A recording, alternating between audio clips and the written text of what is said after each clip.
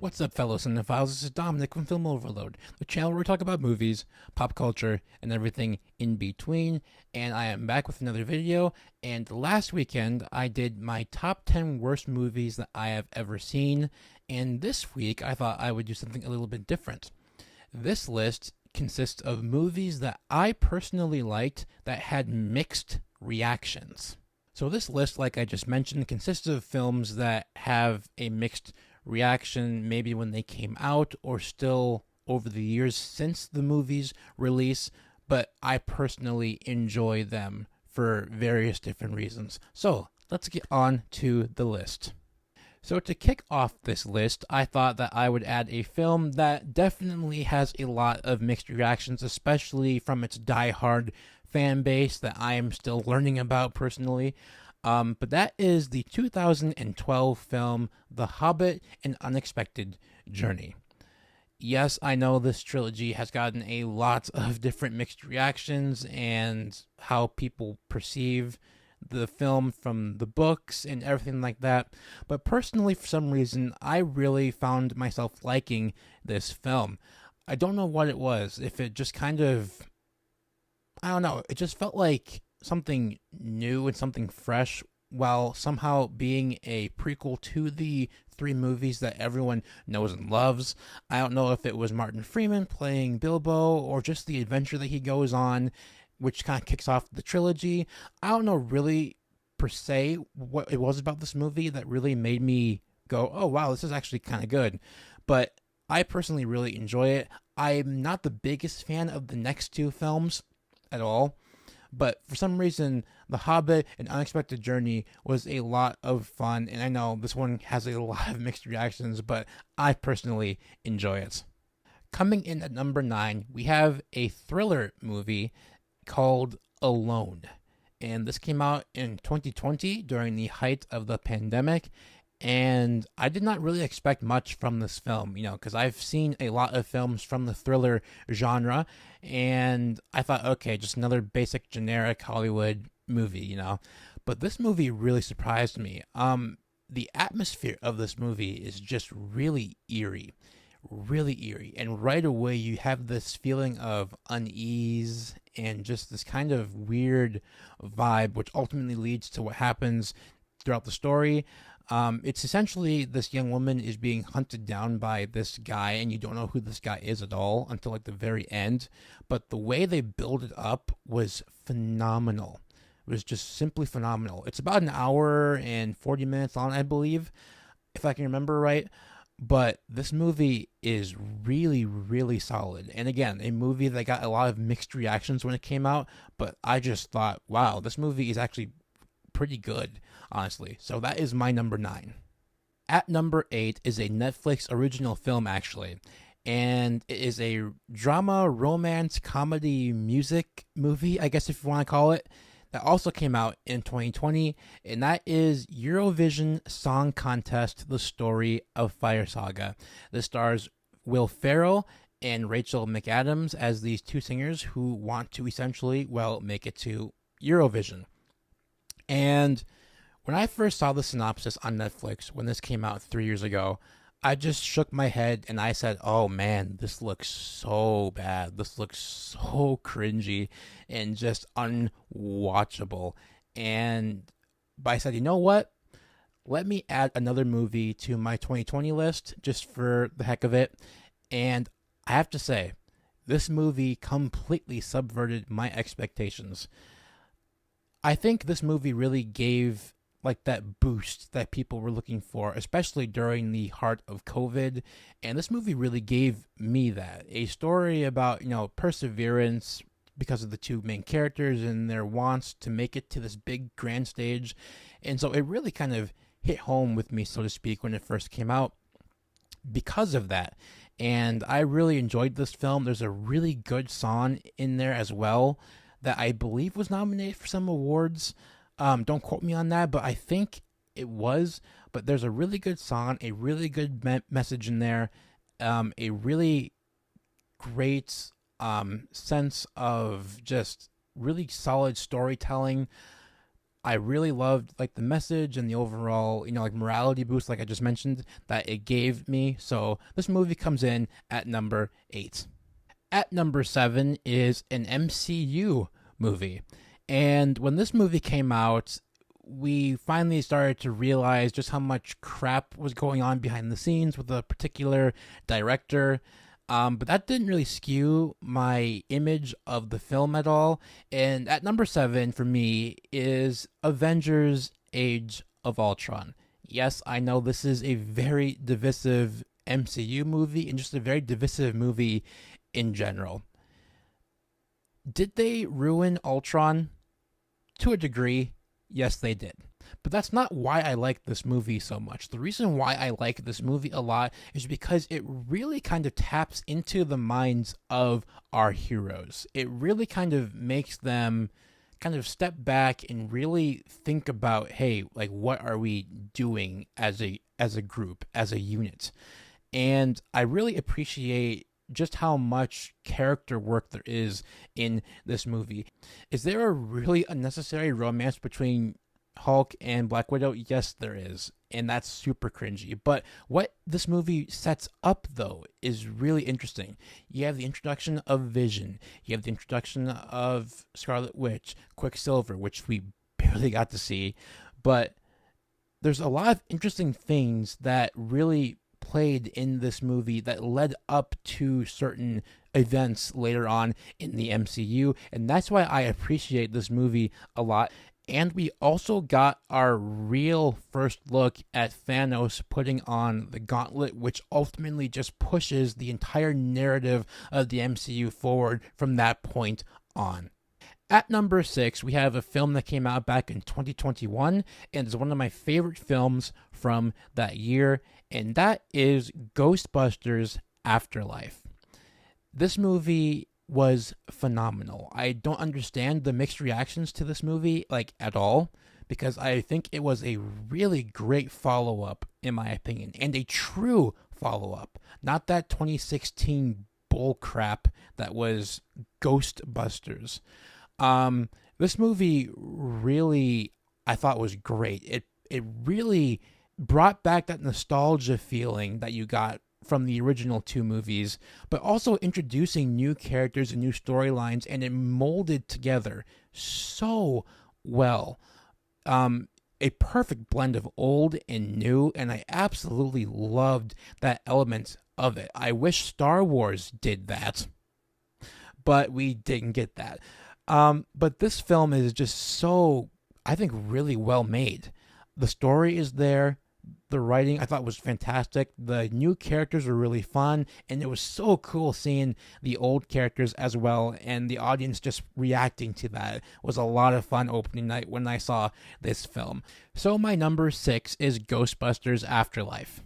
So we have made it now to the top 5, and coming in at number 5, we have a British film that I did not see coming at all, and that is a film called Cashback. It is about this man who works at a grocery store who is an artist, and his artistic mind, his artistic vision goes wild, and everything around him kind of molds into what he perceives as an artist. And as a young artist myself, I really connected with this film. I really did. The main character felt very relatable.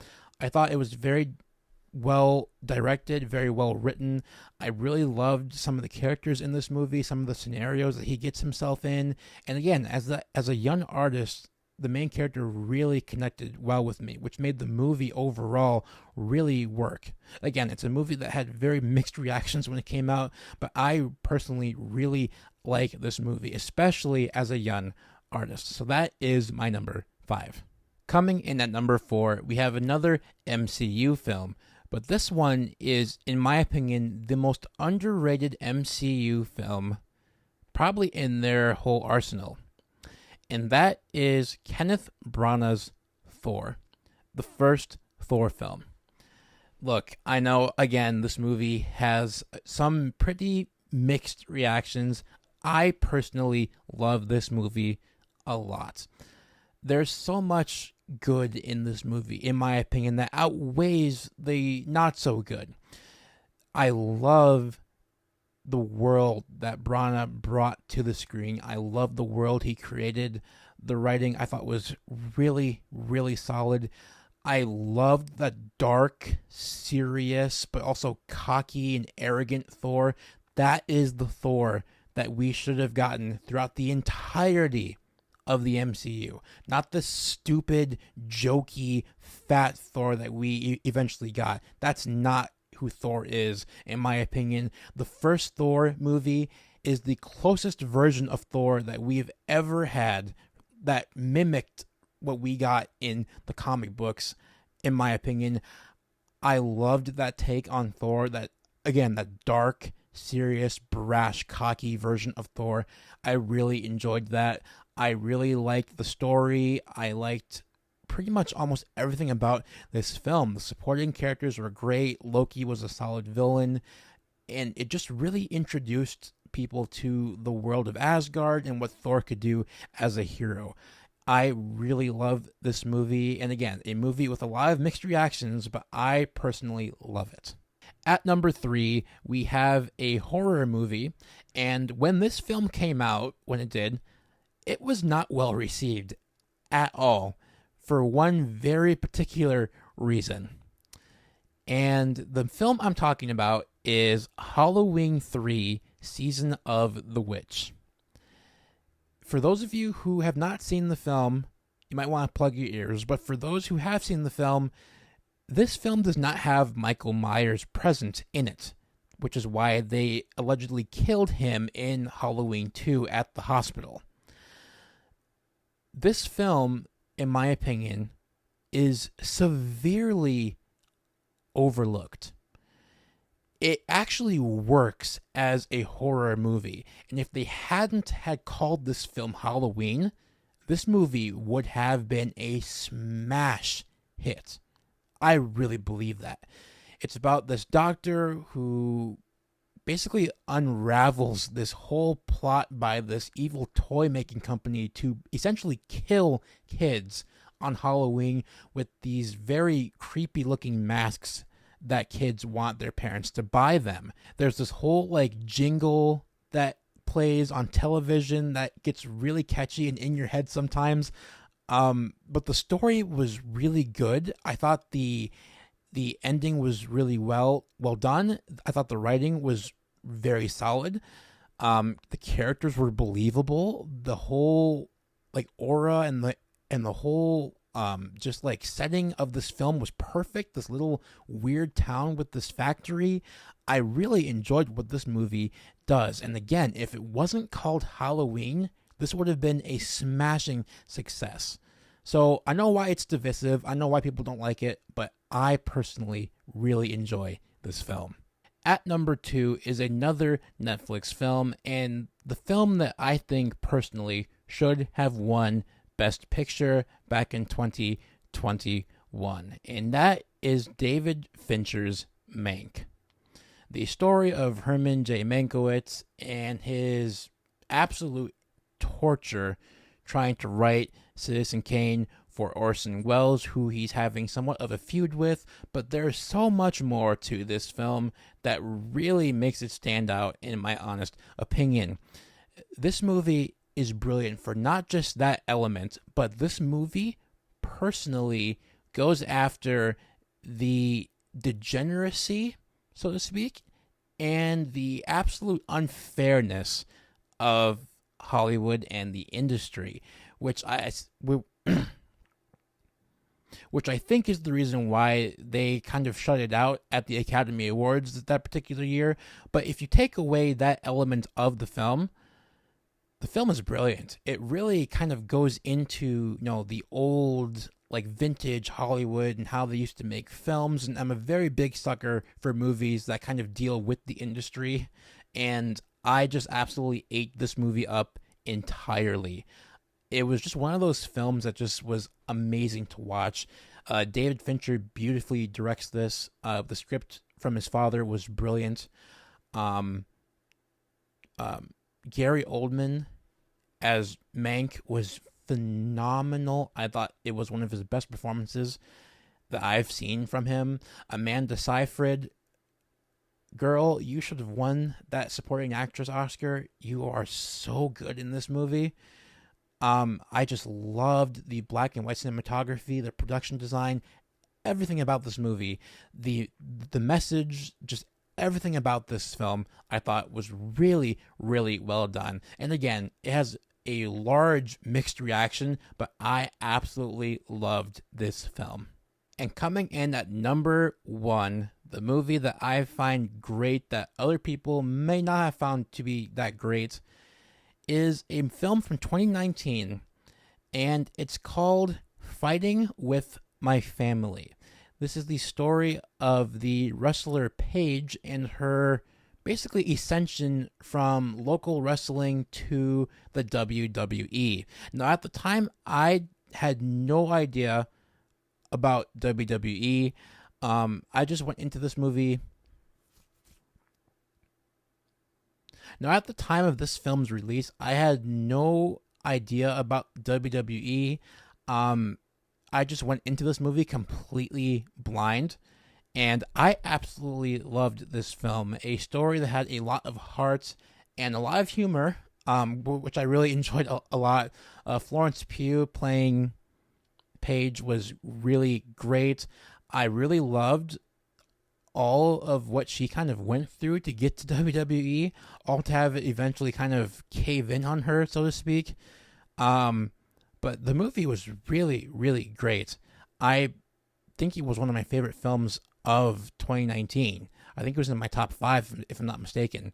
But this movie really, I think, flew under the radar, and for good reason. 2019 was loaded. Every other weekend there was a big blockbuster that came out, and this little like independent movie kind of slid under the radar, so to speak. So I can see why. But this movie I thought was really, really well done. And again, very mixed reaction when it came out. More good than bad. But I am on the side of just absolutely really loving this film a lot.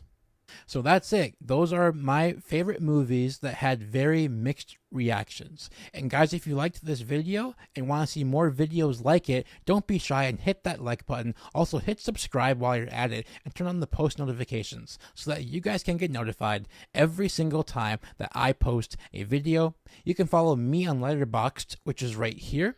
I post all of my movie reviews on Letterboxd as it helps me keep track of movies that I have watched, movies that I haven't watched, and movies that I will watch. And I think you guys would benefit greatly from this app and this website if you are indeed lovers of cinema like myself.